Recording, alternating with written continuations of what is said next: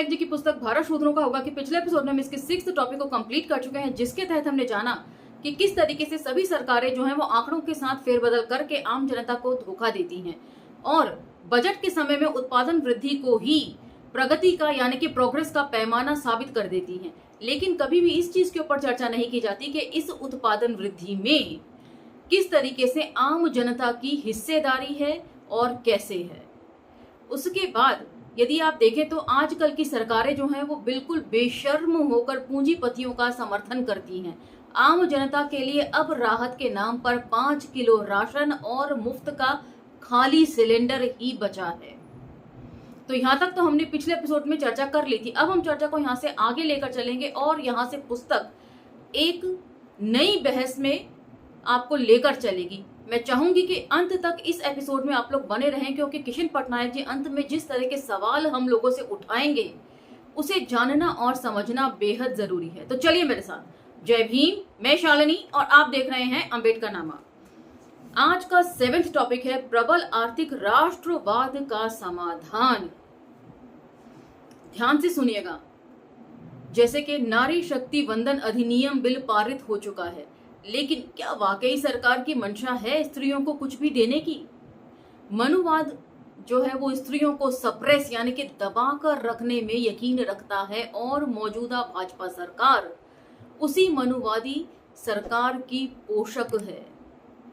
सुनिए, संघ परिवार के लोग कहते हैं गर्व से कहो हम हिंदू हैं। ये कहने में उनका गर्व भी झलकता है और इस शोर में उन्हें बल भी मिलता है। तो मतलब झूठ का प्रचार प्रसार जितना ज्यादा जोर शोर से होगा उतना ही लोग उसे सच मानने लगेंगे, और जब उस झूठ को ही लोग सच मानने लगते हैं तो झूठे व्यक्ति का मनोबल जो है वो बढ़ जाता है।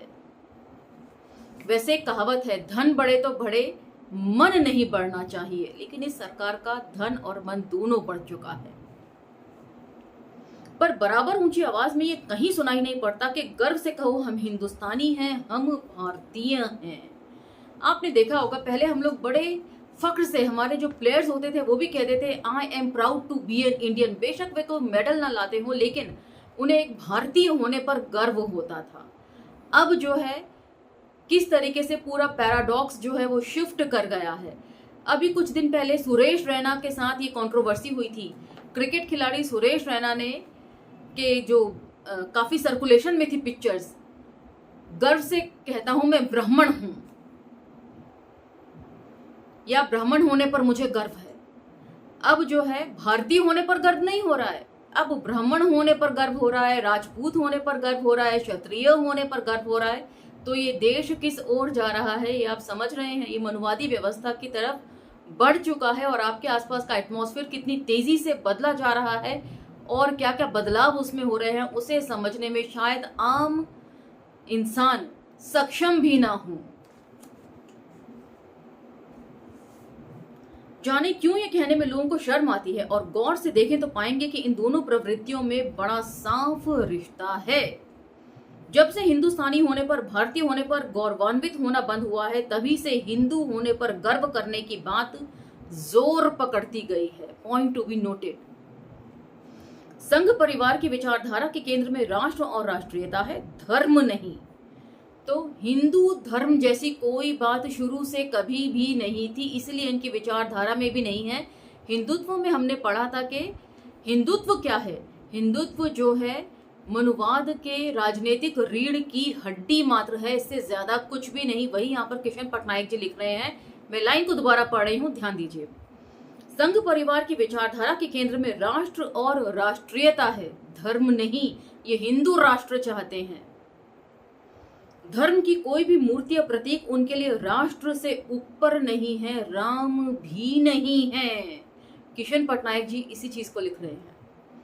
धर्म तो उनकी राष्ट्रीयता का मुख्य आधार है। संघ परिवार के लिए धर्म का मतलब हिंदू धर्म और हिंदू धर्म का मतलब हिंदू संप्रदाय है। हिंदू संप्रदाय यानी कि मनुवादी व्यवस्था को दोबारा से लाना हिंदू राष्ट्र के जरिए।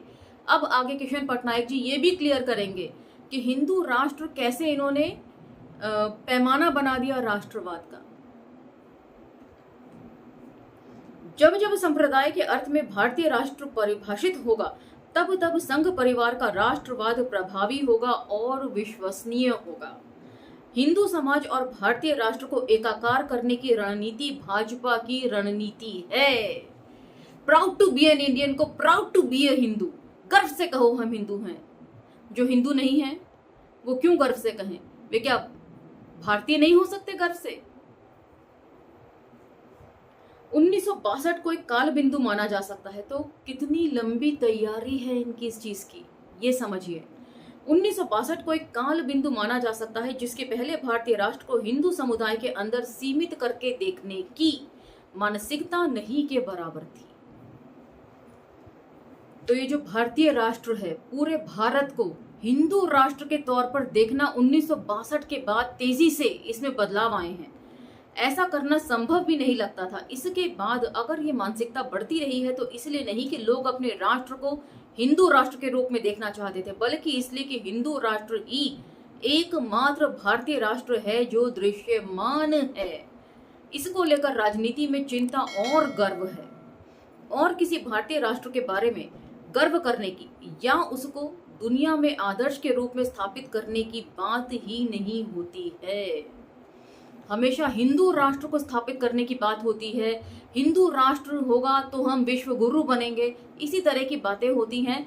भारत कैसे आगे बढ़ेगा, भारतीय होने पर हमें किस तरह गर्व करना है, धर्मनिरपेक्षता क्या है भारतीय संदर्भों में, इसके ऊपर कभी कोई चर्चा ही नहीं होती। तो जो लोग SC ST OBC बहुत खुश होते हैं, हिंदू होने पर गर्व करते हैं, कुछ समय रुक जाइए, आपका सारा गर्व जो है ना, ये मनोवादी व्यवस्था चकनाचूर कर देगी।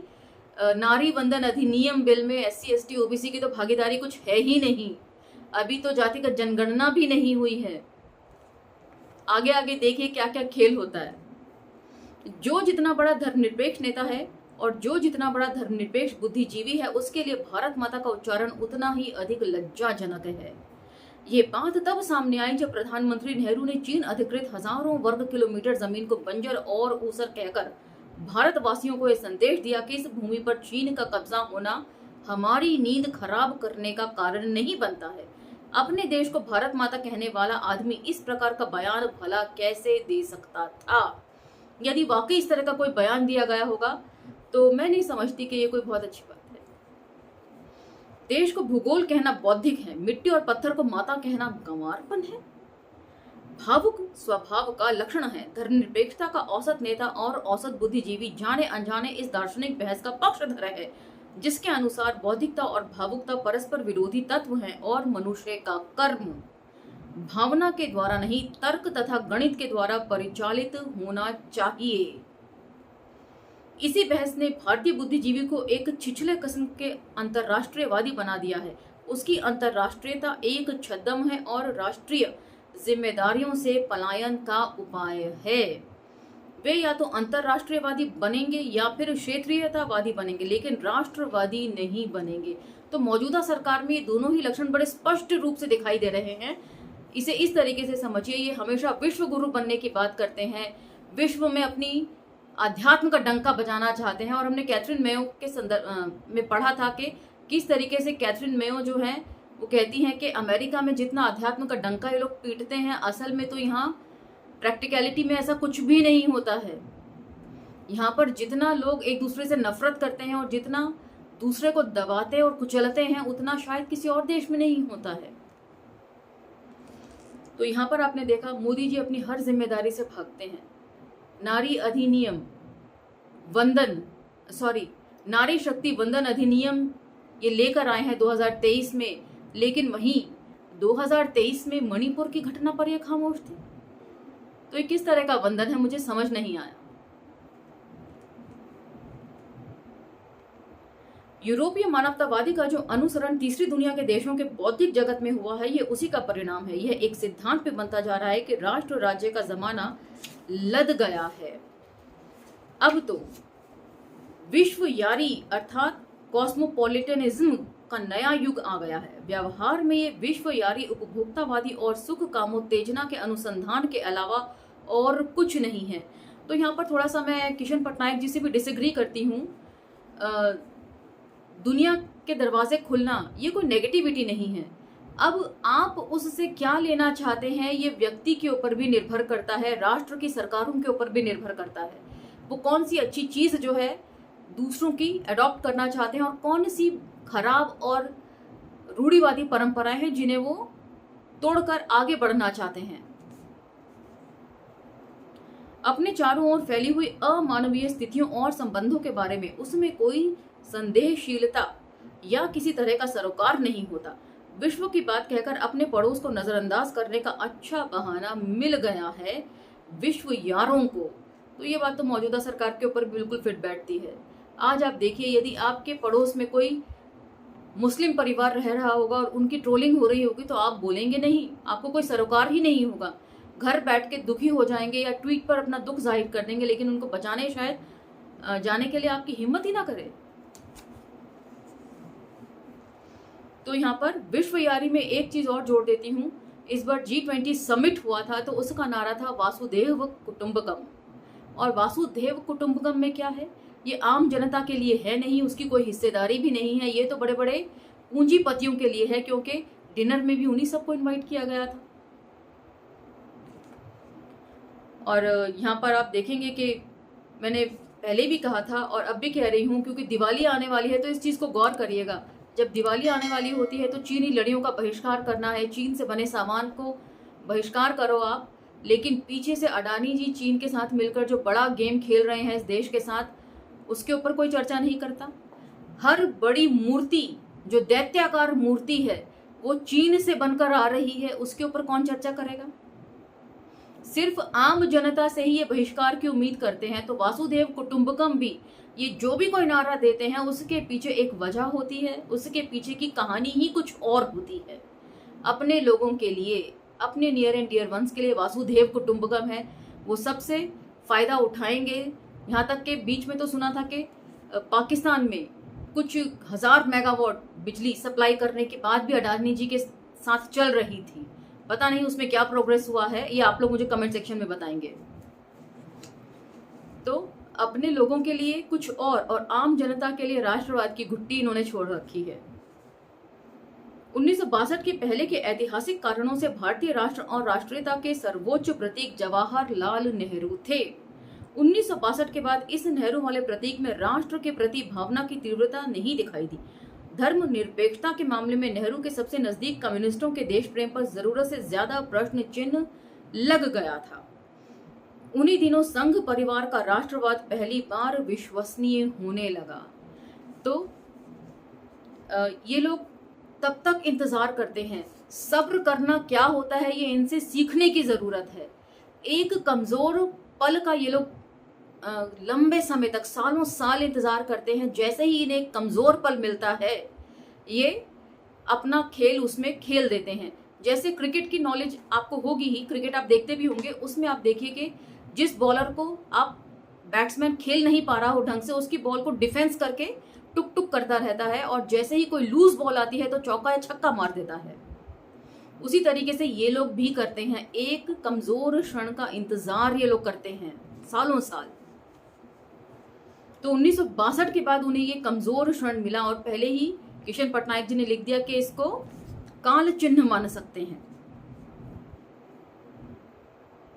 इन्हीं दिनों संघ परिवार का राष्ट्रवाद पहली बार विश्वसनीय होने लगा। इसलिए नहीं कि राष्ट्रवाद संबंधी कोई धारणा लोकप्रिय थी, बल्कि इसलिए कि संघ का राष्ट्रवाद दुविधापूर्ण नहीं था। हिंदू राष्ट्र बनेगा, गर्व से कहो हिंदू है, ये ऐसे नारे हैं जो लोगों को बड़ी आसानी से समझ में आ जाते हैं, कैची लगते हैं। बेटी बचाओ बेटी पढ़ाओ, अब की बार मोदी सरकार, सबका साथ सबका विकास, ये नारे जो है ना ये बहुत जल्दी लोगों की जुबान पे चढ़ जाते हैं, राइमिंग होते हैं बहुत ज्यादा, इसलिए। और बाकी अंबेडकर नामा के थ्रू जो आपको समझाने की कोशिश की जाती है वो पेचीदगियों से भरी हुई होती है। आप लोगों को टोटलिटी में किसी भी चीज को देखने की आदत नहीं है, इसीलिए ये जो गलत ताकतें हैं, दक्षिणपंथी ताकतें हैं या कम्युनल फोर्सेस हैं, ये हावी हो जाती हैं किसी भी चीज पर। यही समय था जब जनसंघ के नेता Deendayal Upadhyay with in bracket की एक राष्ट्रीय नेता वाली छवि बन गई।